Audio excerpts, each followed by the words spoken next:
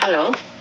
Sibuk Mbak? Iya, pagi. Sampean sibuk? Iya, mami aku keturun gas. Soalnya wingi mari ngurusi shelter direnovasi, Mak.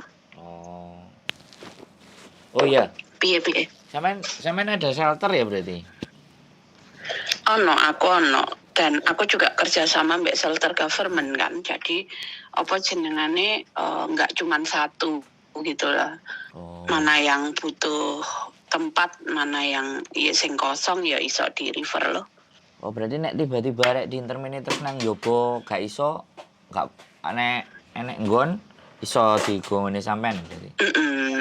Cuman shelter kita memang dibatasi hanya untuk 6 sampai 8 orang, nggak boleh lebih. Karena kan under government, dan ini kita harus lebih, maksudnya karena kondisi COVID ya. Kalau dulu sebelum COVID ya 15 sampai 19. Tapi aku boleh apa kalau misalnya ini kan ada orang-orang pahesan tuh Mbak, ada buah, ada apa. Kita boleh kasih boleh ya? Boleh. Nek kita gini prinsipnya, aku sama anak-anak misalnya aku nggak bisa bantuin ambil ya langsung ke anaknya tak suruh ngambil di MTR gitu atau di mana atau pas by. Karena kan itu kan nggak boleh ditolak kan, itu rezekinya anak-anak. Oh boleh. Jadi aku soalnya ada dan ini mau mesti panganan sampai sak glundung di nang di kan kayak gitu ya, walaupun mie kasih roti. Shelter di sini kan ada bayi, ada orang sakit kanker. Karena kan biasanya majikan nek kemoterapi nggak mau kan untuk ditempati karena jari ini radiasi ini mengganggu kesehatan lah apalah. Jadi kita memang mau nompo yang kayak gitu, yang sakit kanker lagi di kemo gitu kan, nggak punya tempat. Boleh artinya kalau ada sesuatu yang bisa kita berikan ya, kan nek wong kita dulu juga bikin kelas bareng kok untuk anak-anak. Semalam juga gawe kelas enrich. Kita tuh di shelter nggak cuma terus manggon, memang juga yang tinggal di shelter kita berkewajiban ikut kelas, dalam artian kelas masak, kelas bikin roti, kelas enrich, mengelola keuangan. Karena kita pikirin apalagi anak case yang nanti tidak bisa cari majikan lagi di Hong Kong, itu minimal di bekal. Itu sih sing kita pikirkan. Oh, nah ini kemarin baru dapat case ya kan, apa namanya, dia baru pindah dari majikan lama ke majikan baru. Terus pada saat di majikan lama dia ada masalah di paru-paru. Nah dianya nggak mau periksa, kemudian tiba-tiba kalau sama majikan lamanya suruh periksa ke dokter. Lah nggak tahu ceritanya, habis diperiksa ke dokter entah di interminate atau ngebreak atau nggak ngerti atau pindah ke majikan yang baru. Nah dia masuk rumah sakit. Itu proses visanya udah ada atau belum ada? Nah ini yang kita sebenarnya mau telusuri, mau datengin dan mau cross check di agennya dia sama imigrasi. Kata dia agennya yang lalai gitu loh, nggak segera memproses. Nggak gini sebenarnya, kalau ada 2 opsional ya yang udah selama ini terjadi gitu ya. Kalau misalnya itu kamu sudah proses majikan walaupun belum turun visa, kalau di Hong Kong kamu stay di rumah sakit itu kan tidak akan diusir, satu. Kedua, akan diberi kayak kamu bisa di-extendkan oleh agent, tidak harus dia datang sendiri ke imigrasi kan. Jadi tidak boleh sebenarnya agent tidak menguruskan visanya. Nah itu nanti kamu kan pasti didatangi sama orang pembiayaan. Nah didatangi kamu bilang nggak punya uang, nanti dia akan bantu kamu waiving itu syaratnya kamu harus minta rekening koran, misalnya kamu punya BCA, BRI atau apapun, dan di situ sebisa mungkin jangan ada uang. Kalau ada uang ya itu pasti kamu diasumsikan punya uang, pasti akan ditolak gitu loh. Kalau misalnya itu akan ditelusuri oleh government Hong Kong. Mereka kan boleh mengakses ini. Jadi nanti pakai itu, terus kamu nanti akan suruh ngisi beberapa lembar kertas, 8 atau berapa yang isinya tidak punya properti di Hong Kong, tidak punya gaji. Kalau kamu asumsi ini masih nunggu visa atau kamu dalam masa tenggang visa, berarti kan memang tidak punya gaji. Nanti dicentang-centang mana no gitu. Nanti tidak akan ditagih itu. Nah, nanti sesudah itu kan kamu misalnya visanya tetap diurus, kan kamu turun visa. Nah, kamu turun visa itu kamu tinggal nge-zero, dalam artian ya memang aku nggak ada kemampuan untuk bayar gitu. Nanti ngadep sekali lagi gitu. Ada rekomendasi, berarti ke social welfare government itu ya? Government. Iya, setiap rumah sakit di lantai bawahnya ada social worker. Itu rumah sakit mana dulu? Oh iya, nanti tak cross check dulu, kita mau temuin, nggak tahu hari ini apa nanti sore kan. Arahnya wis muntap ah. Sebenarnya Gimana? Sebenarnya kalau dia dia pasti sudah ditemui oleh pihak social worker, cuman dia mungkin nggak ngerti, dia mikirnya itu dokter karena social worker itu pakai baju kayak dokter juga.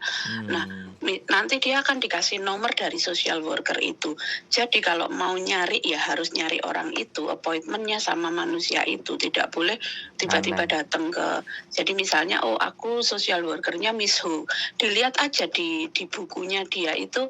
Kan pasti ada tulisannya kontak personnya siapa yang nangani. Karena biasanya tuh sebisa mungkin anaknya suruh ngadep sendiri. Kalau didampingi malah nanti ribet. Didampingi itu dalam artian gini, apalagi pendampingnya itu mungkin keluarga, saudara. Nah, diasumsikan kalian punya duit, lo 2 orang kerja di Hong Kong gitu kan.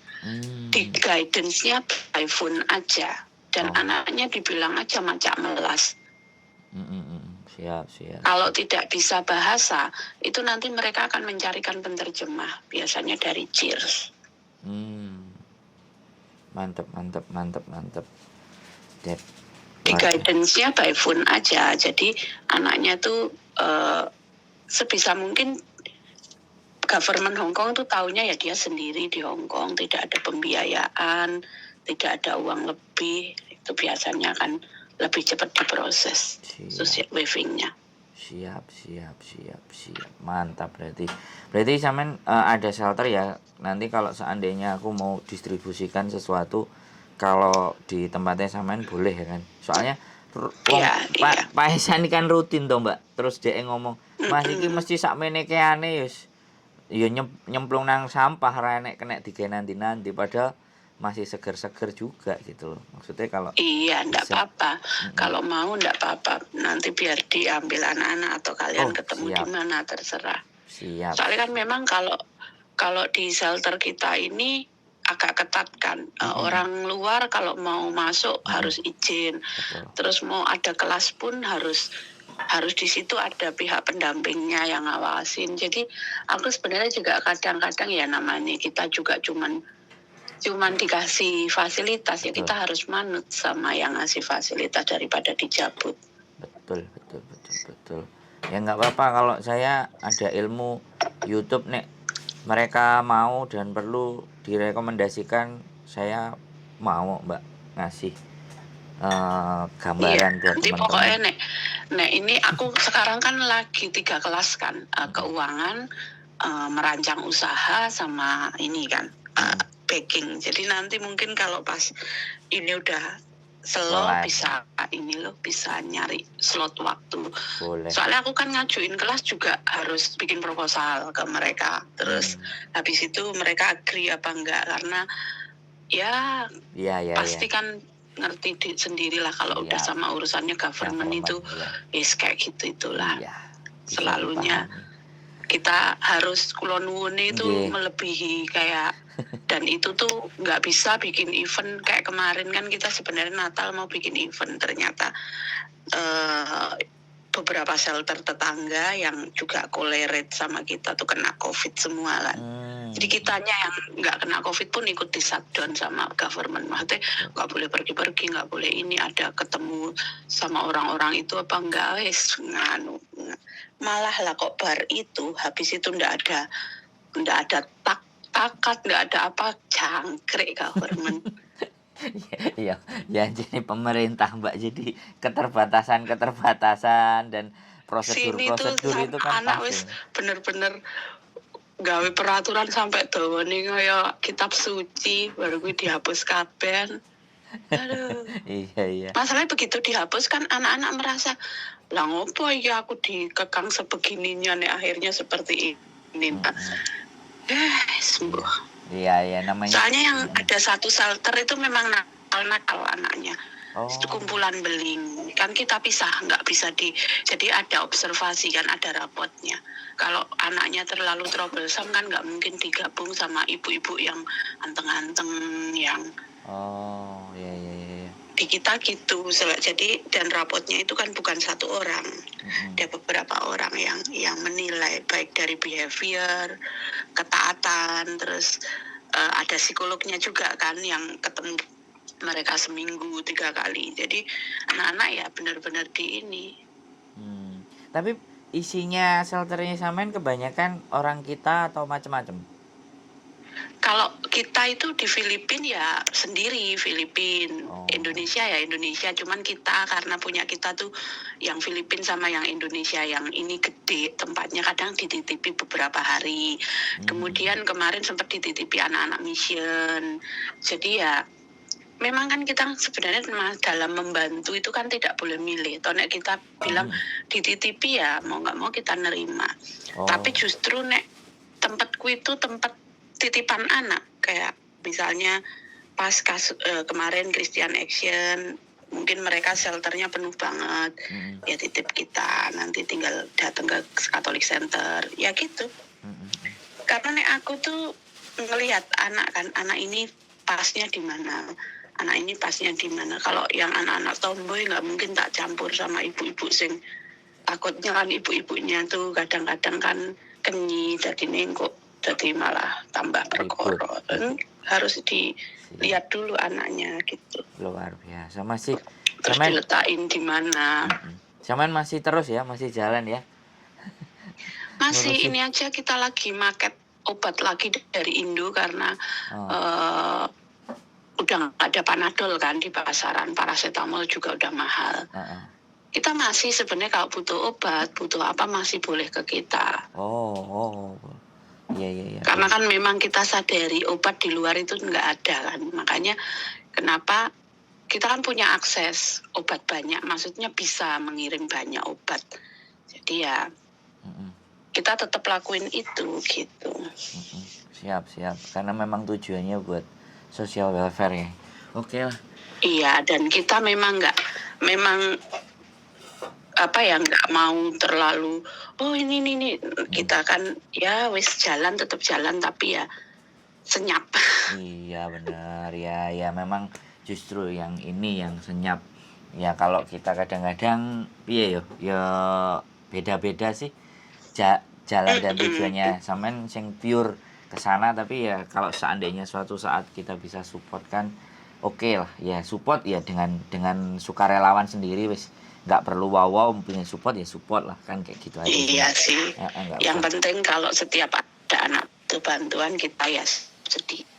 Pokoknya kan asal japri ke aku, ke Bustomi atau ke siapa kan kita pasti tetap akan gerak.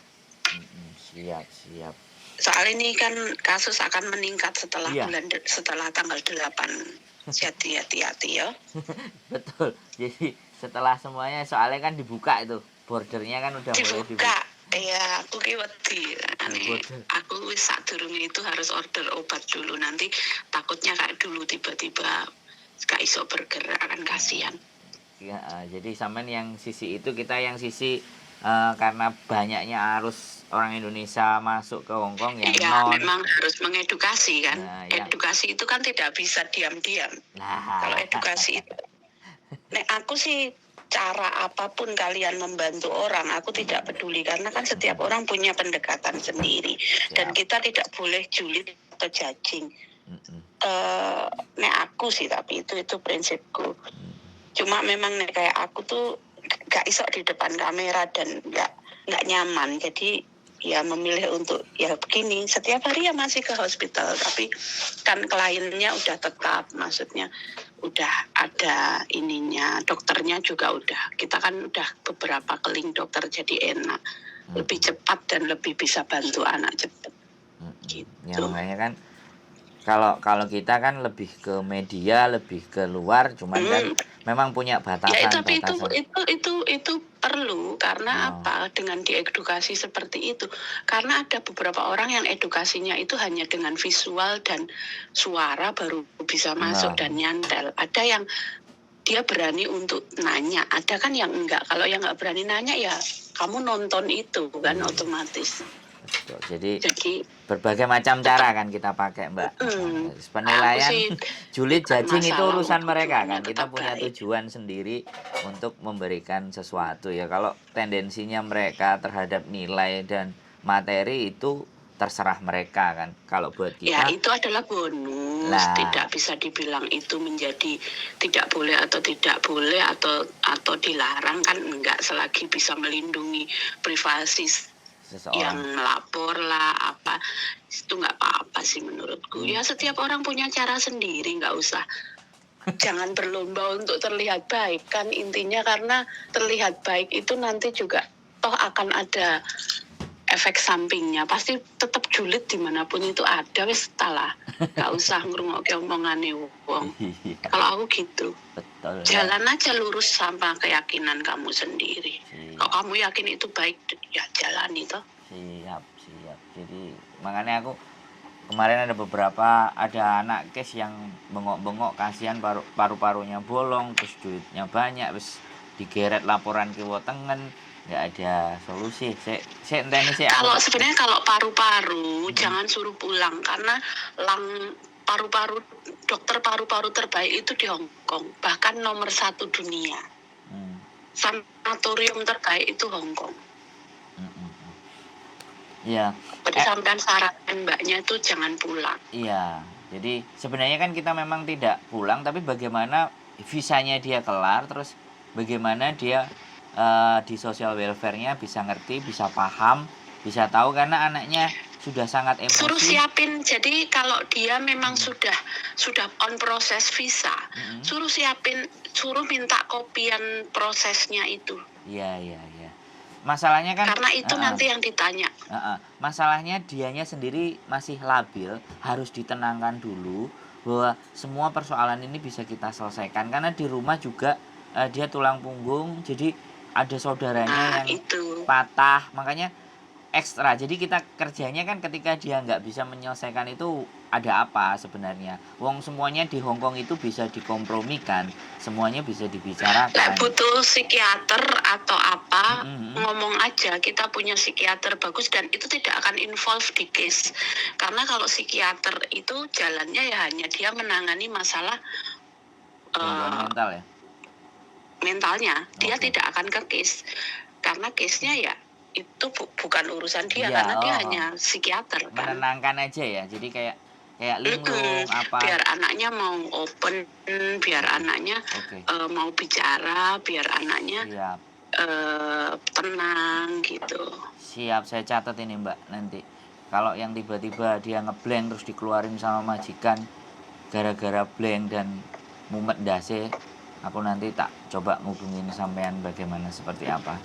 Wis luar biasa, ini juga kita masih set up, nggak tahu dapat ada satu rumah juga belum bisa dikondisikan untuk nampung sing urgent kayak gitu, yang sama agent sama pemerintah dhewe rodok bingung.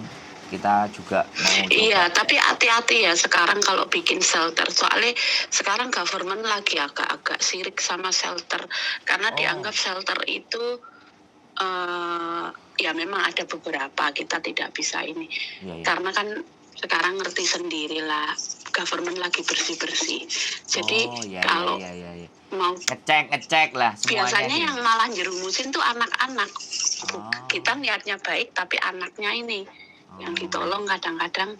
Kalau kamu bikin shelter, sarankan anak-anak jangan menggunakan alamat shelter ini untuk pengajuan-pengajuan.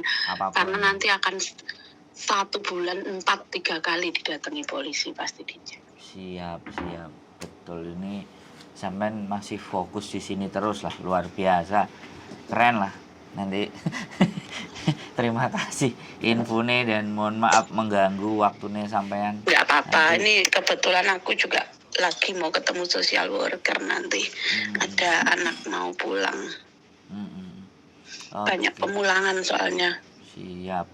Atau kalau suatu saat sampean ya nggak tahu sih, kalau sampean titip pesanan supaya ngene arek-arek supaya ngene, sebenarnya ya terus kan konten dengan sampean itu harusnya memang nggak satu kali. Harus jadi ben sampean pingin apa?